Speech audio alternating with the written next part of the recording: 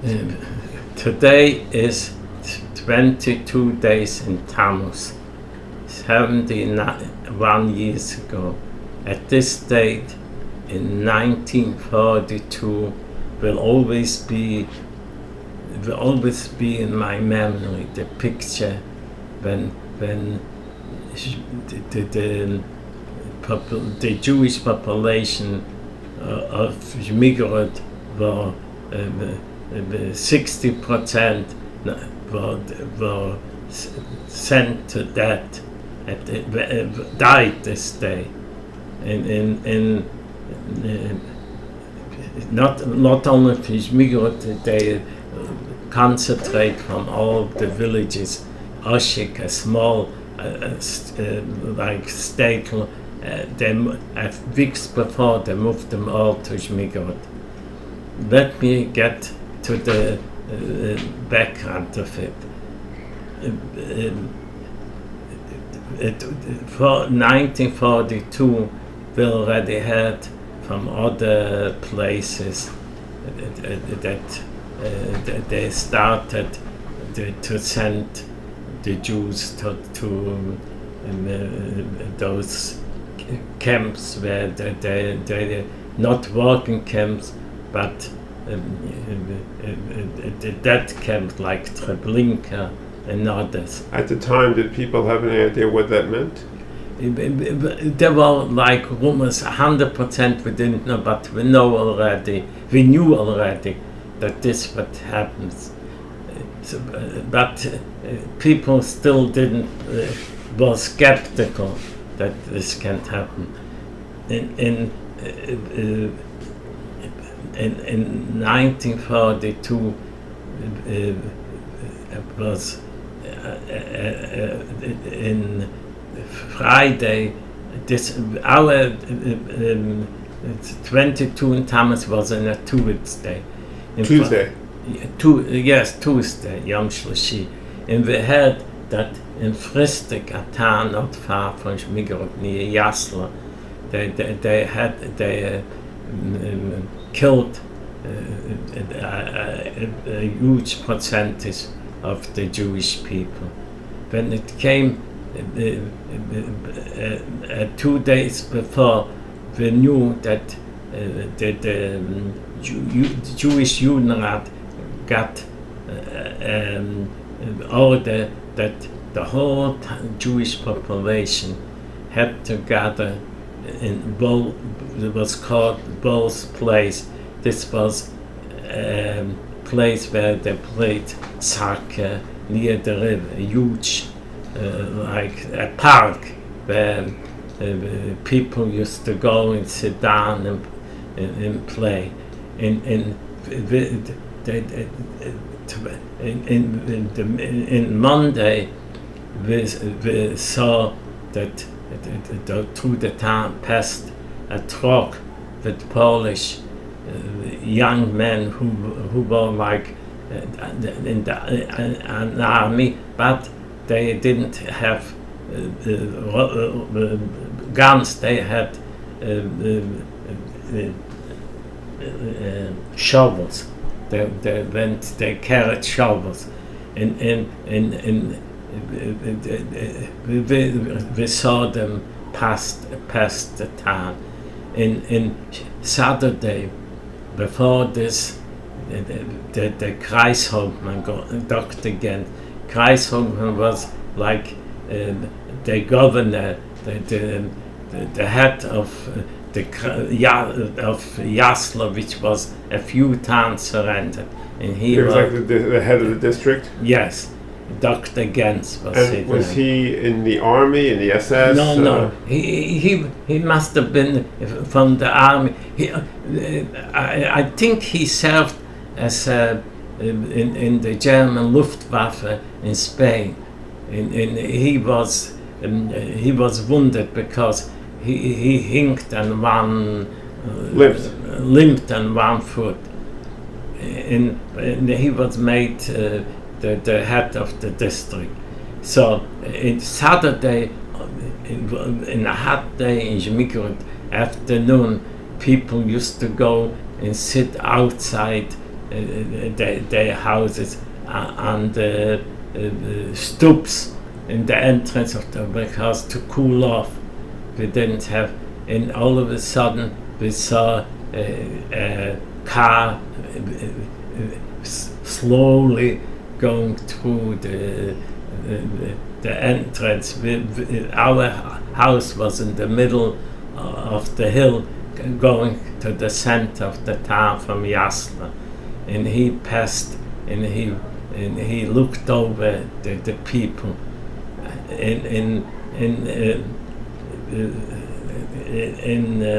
when it came Monday, it was clear that what's gonna happen, but because we didn't know exactly, but Monday everybody was I mean was ordered to fast and pray, a special fast to hold back the Gezerah. I mean, how would I say, the bad happening. It was a Jewish custom. When something had to happen, they were fasting and praying, and they hoped that God will help them to turn back the whatever it should be, the decree. So Monday, even small children were fasting. Everybody were fasting. We didn't have any more synagogue. We used to pray in private houses. And for Mincha, they were reading the special portion that they read for a fast day, and saying Slichas and Ovina Malkeinu, and in a boy who lives across from us, he our neighbor from across the street, his name was Gershon Meisner, and they were two brothers, Gershon and Schrulik Meisner, and he was a year younger. He wasn't a special. And you're younger than you? Than me. So he was 19 at the time? Yes, he wasn't especially, I mean, religious. He didn't go. He never learned Gemara. He started to learn to be a tailor, and when it came, when we were saying Avinu Malkeinu, he was crying bitterly, and I still remember it was my. I thought, why is he so crying? He's not so religious.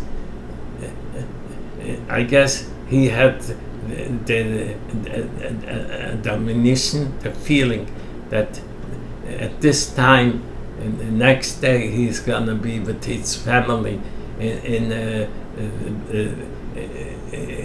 a grave with other 1,000 Zmigrods, Jewish people.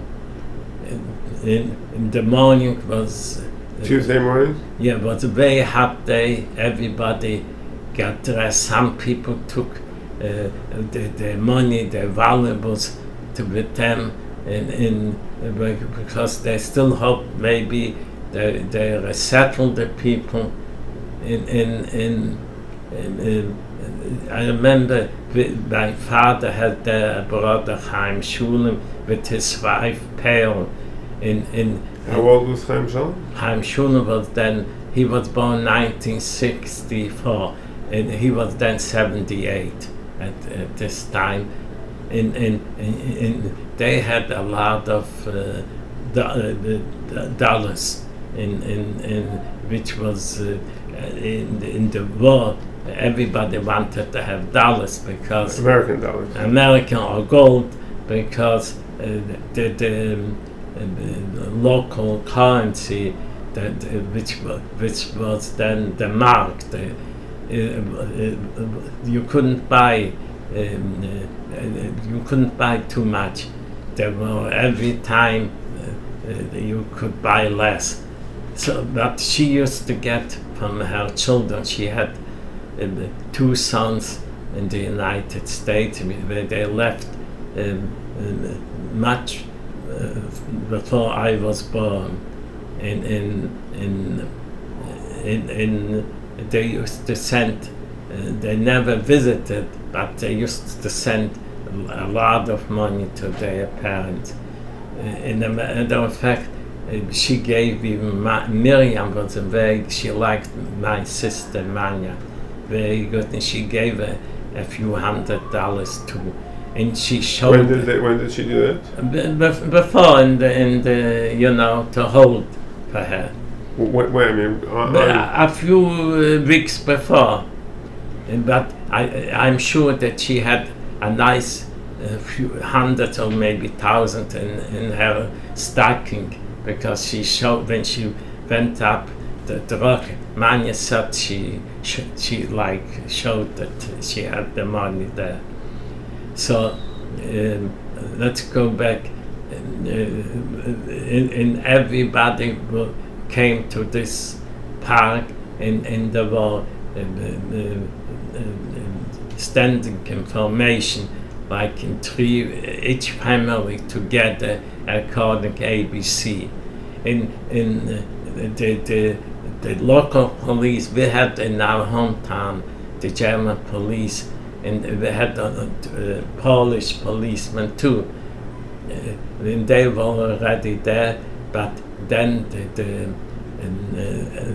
the Gestapo and all the police from Jaslo with Dr. Gens in the head of Gestapo arrived, and the minute they arrived, they said older than 60 should step out and go to the left side where they were separated from the rest.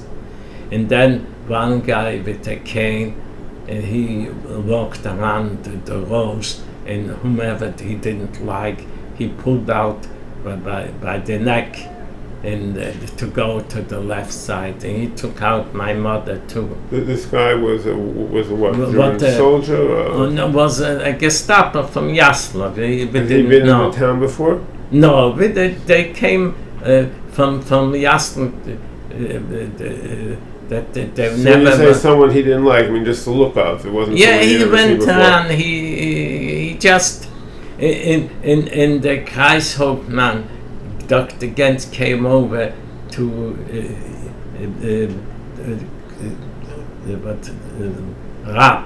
Herr Schrapp, or was it Herr? He didn't live in Zmigrod. He lived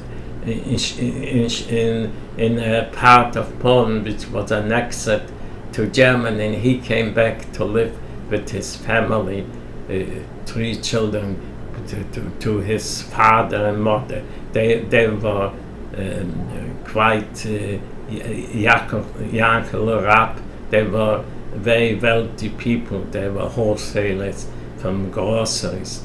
So, but he started to organize soup kitchen in Zmigrod. So about Herr Schrapp, and he complained to Krakow, to the main governor, that something about the Kreishauptmann. And the minute he came, he went up to Rapp, and he asked him in German, "Wie hast du deine Mischbuche?" And he took him out with his family and sent them to the left side. His whole family to be killed because he had filed a complaint about the Kreishauptmann. But he used the Hebrew word, wie hast du deine Mischbuche? And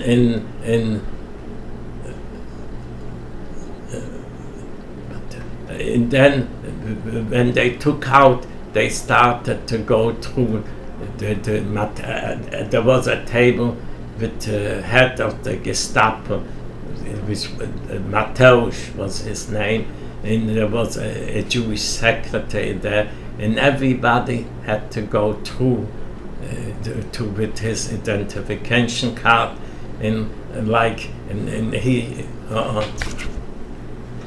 he was the one who gave a stamp. If not, he sent a lot of people to the other side. This was after the initial lineup and after people had been taken out. Then everybody had to go through, like it says in Sanatokiv,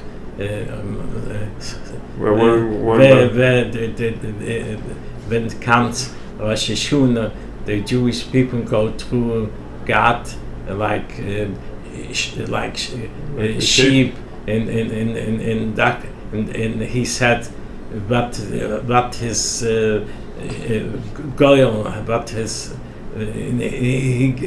what is gonna happen to him the whole year. This is how it looked by him. Everybody, you were standing for him and show him your identification, and he asked you what you do in this, and if he didn't like you, he sent you to the other side. But before this, my mother went over to a local German policeman, and she said that we are 4 sisters, all seamstress, and we worked together, and the mother cooked our meal, and she was taken away. So he came. So who said that to the local? Zahava to the local. She Zahava went after your mother had been taken to the side. Yeah, your sister Zahava went to the local German policeman. He went through. She asked him, and he brought her back to us. I don't think there were other people who came back from there. So, we went. The minute when I went through. I had one document that I'm in the local hygiene column to look at everything should be clean, so, and then a day before, a cousin of ours from Yaslo sent me a document with a picture that I'm a tailor, and his words from the Gestapo, I said before his name, he told me, Glück hast du, dass du ein Schneider bist. If I wouldn't been a tailor, he would send me right away. Mateusz was his name. So can you translate the sentence in German? Yeah, I'm lucky that I'm a tailor. If not, he didn't need so many people in the hygiene brigade, because a few of them he sent already. The people, I mean, the killer was estimated, he sent back like 40%. So of course he didn't need so many service people. And he did it to a lot of members of the Judenrat.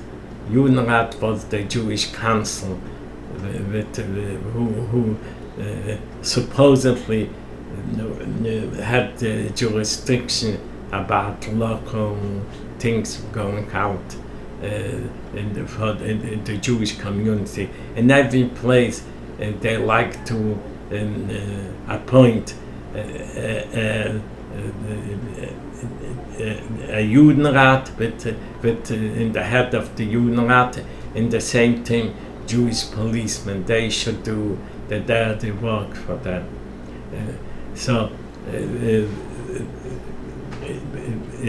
A lot of those people who served in those roles were sent to the other side. But you were not a tailor at all, is that correct? You were just I started to work with my brother-in-law, Zmigrod. He was a tailor. So you did have some training. I didn't know too much, but I knew something. I started to you had started to learn. Yeah, but I didn't learn too much, and he wasn't a good teacher either. So This was your sister Esther's husband. Before he was, they were together. I mean, as girlfriend and boyfriend. I think from like 1936 or earlier. They both belonged to the Akiva, which was a youth organization, a Zionist central youth organization, Akiva. From Akiva, they hoped to be sent to Hachshara and then to Israel. A few people went from this organization to Israel. You should know, in Zmigrod, if they would let in to Israel or the United States, 80% of the young people would have left because there wasn't any future in Zmigrod. So I went through, and then we went back, and we were still standing in the same place. Yeah, we didn't go home. We were standing there, and then the truck started to shuttle. How many people were there total who had been? Over 1,000 more. I don't remember. It must have been 1,500 because they were from other towns and villages. A lot of people. I mean, people that I didn't know. And you say that 60% of them were sent to the left side? Yes, because older than 16 with children, families with a lot of children whom they didn't like, or they didn't have some use for? They didn't have some profession, or tailors, or they left tailors and shoemakers, others that they left. And there were people who, let's see, one family, Blaugrund, they were 3 boys and a mother. Their father didn't live, and they had 2 older sisters, and they lived in Yasla, and they were making brass and sewing in girdles, and apparently the wives of those Gestapo were their customers, so they were left. They right away they took care they shouldn't go, you know. They had protection, or some tailors who worked for the local police were safe too, you know. If you knew somebody, they didn't send you. And they started to the trucks to fill up. They sent there was 1 truck, and they sent it to the forest. Halbur, David and Teddy Zochainaruch, they visited there in 1993 to put on monuments, and we saw how it looked. A long ditch was in according to... Who had dug the ditch? The Polish, Monday I mentioned before, the Polish brigade who came through on Monday, they had dug they prepared a day before, and according to a peasant who was hiding, who was chopping wood around, and he told after this, but when they unloaded the trucks, the people had to undress in all their clothing, and they were hitting them with their rifle butts in rifle butts. Rifle, and small children, they just they just hit them in the head with the rifle and threw them straight to the ditch. And all the other people had to line up in one long row, and there was a guy with a machine gun, and he mowed them down, and after they fell, they covered with lime and this, and then until the next shipment came. So this how they worked like this all day long. The truck we used to say, the truck took the people and came back empty, and they loaded up another truck. Was all done with a single truck or one truck? We witnessed. How long would it take for me to go there and back? I don't know, but it took an hour or something. They went forth and back. It lasted until like 6 in the evening, all day long, because we were standing there all day long in the sun. And there was in the middle, the Kreishauptmann called over the Jewish Herr Eisenberg. He was the president of the Jewish community. The Rosh HaKol. From the Judenrat. And I don't know, he asked him something, and I don't know why, and all of a sudden he had in his hand that you use for horses. A whip? A whip with this, and he gave, and he over his face, and he made him a bloody face, and he told him to stand in the sun, like, not move, and he was standing in the sun, and we were wondering, the Herr Eisenberg, he was the strongest man in Zmigrod. He could have taken this Dr. Gens with one hit, kill him. He was so strong, but he was standing like a lamb. What do you think would have happened to all the Jews there? Who knows? But I said he was so. I mean, everybody was afraid. Nobody would start with Herr Eisenberg. This was going on all day. I remember I was so hot. My head was like a fire, standing all day, and everybody.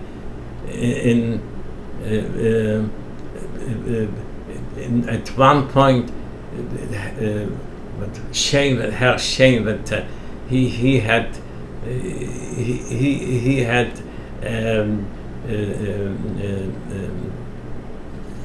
not a restaurant. He sold beer, wine, and he manufactured sweet sodas. And he was already on the other side with his whole family. On the left side, you mean? Yeah, to be sent away because he was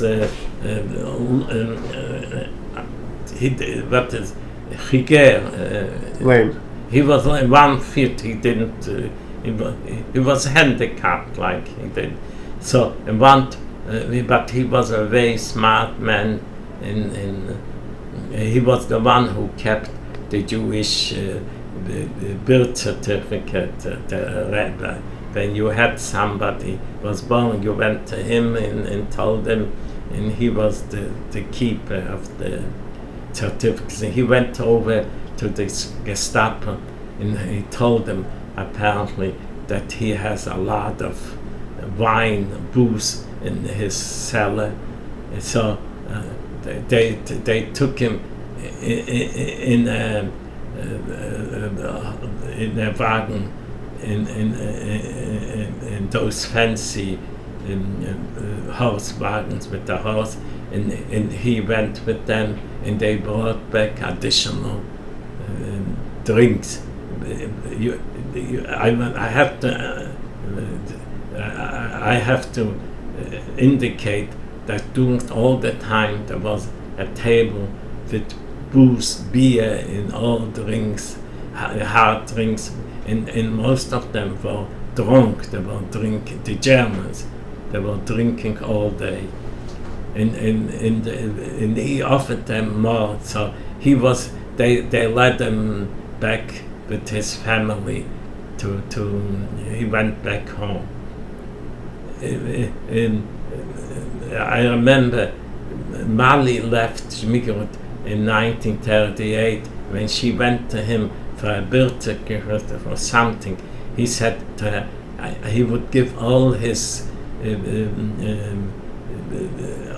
all what he owns, everything, to get out, to be able to leave Zmigrod, because people had in 38 everybody was afraid in the big 39, because after Hitler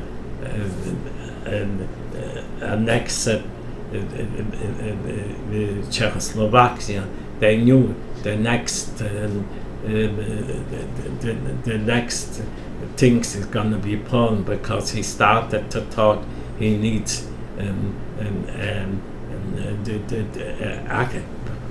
they had East Prussia, which was cut off by Poland, and they wanted the Poland should give them back the Pomorze, what it's called, the region near the Baltic, which divided Germany from East Prussia.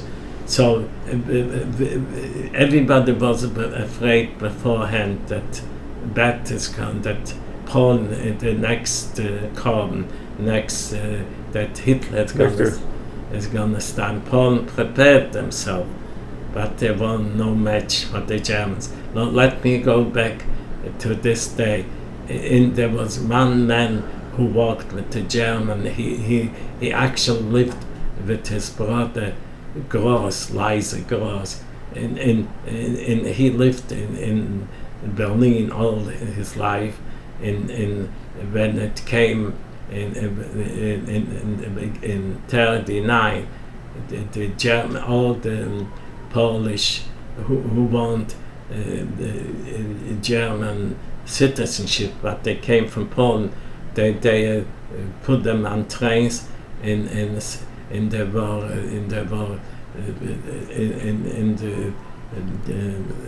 deported them, and they went back. People who never were in Zmigrod, who weren't born in Zmigrod, came all of a sudden to Zmigrod.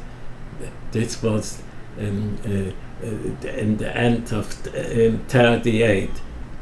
So he thought that he worked with the Germans. You know, he speaks good German, and there was Burach Bronner, a neighbor of his. Apparently, he tried to take him back to the line. He wasn't on the line to be sent, and he tried to help him. So the German police, Gestapo, saw it. So he sent him to when he was loaded on the truck, he was in Germans telling them, you're gonna get two. You don't in a German.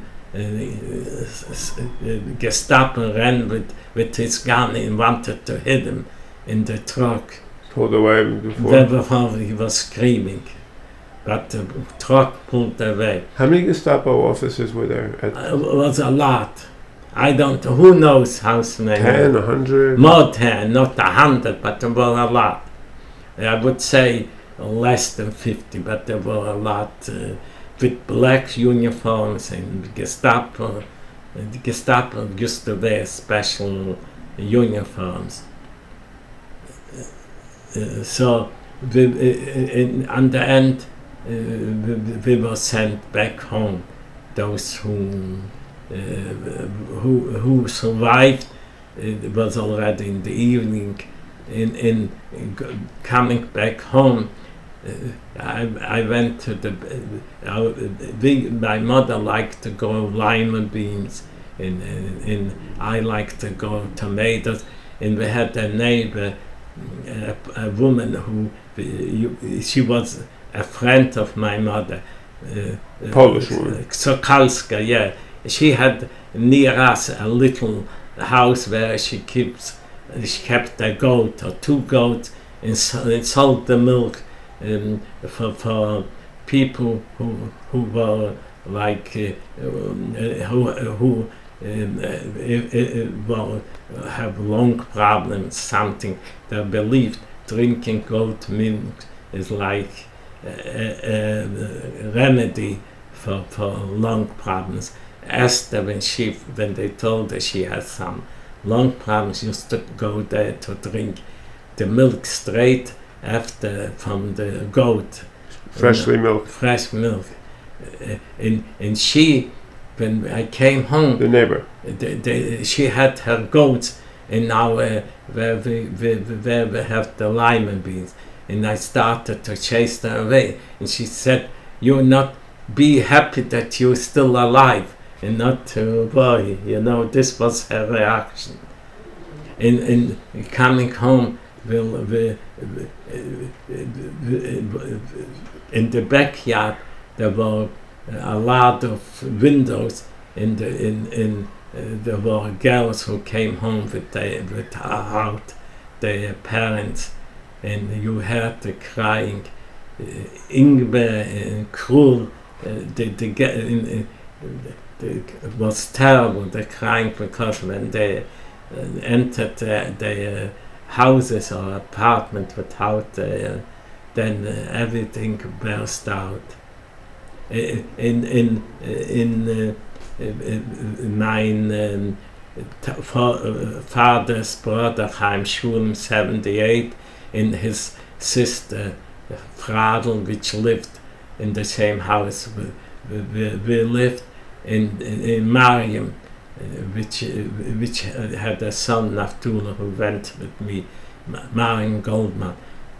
She was already a widow. Her husband died in I don't remember if it was already 39 winter or I think must have been already 39, because Mali was already in the United States, and she was there too. The two sisters, aunts, and so I always try to remember this day. In my mind goes back like I would be there. I can still hear the crying of the girls who came back without their parents, or like my cousin without his mother, Naftula Goldman. And the next, before the Kreishauptmann appointed a new head of the Judenrat, a Jewish head, he was Shmuel Weinstein. He had a bakery, and he told them that that the town has to pay, I don't remember, a huge sum of ransom for the German authorities, and we had to take apart the shul in Besmedrish. The shul was still standing in 42? Yeah, yes, the walls they couldn't, but it was ransacked, the windows knocked out in Besmedrish before they ordered this to taken apart. And this was Tuesday. One day I walked on top of the wall with a pick to take apart the stones. The wall of the shul. Yeah, and I think it was the 2 rooms outside the shul, in doing between then. But Sunday they ordered all men from the age of 17 to 60 to come again to both places, and they selected 150 people, and they took us to Yasla. This was the last time I saw my mother. So it was 5 days after. Yeah, this was Tuesday. Sunday I was sent away. So you were only only home for another 5 days after that. I'll never forget going through the cemetery, because when you go from Zmigrod to Jaslo, you pass the cemetery. I was like thinking, will I ever see this cemetery? Will I ever come back? And it was a real, was thought, because from the 150, I don't think 30 or less managed to live through the war. The rest perished. Like my two cousins, Naftula Goldman from Zmigrod, our neighbor, and Naftula Kolbe from Gorlitz. He was in the same camp in Krakow. I met them there. They never came back. I want to mention, I had another cousin, Naftula Stein from Dukla. This was my father's sister's brother. He was my brother-in-law too, from my oldest sister, stepsister, Fradl. And he was killed in the spring of 1942. Stepsister or your half-sister? Half-sister, not so. Fradl and Feigerhäuser. They were much older than Miriam. So now... So they were also killed on 22nd of Tammuz? Or? No, they didn't live here. They perished. But Naftula, the cousin, somehow in like, I don't know exactly, but in March 1942, they took him to jail, and he was taken out and shot to death when still was Dukla, and then his brother Fatal came out, and somehow both brothers were died in the same day. And there was another, there were two, the youngest was Yasal, and there was Tilly and Rivka, two sisters. Sisters of whom? From Dukla, but they didn't survive, none of them survived. How were they related to you? Distant cousins. My father had a sister in Dukla, Idle. These were children of your aunt Idle? Yeah. Okay, I think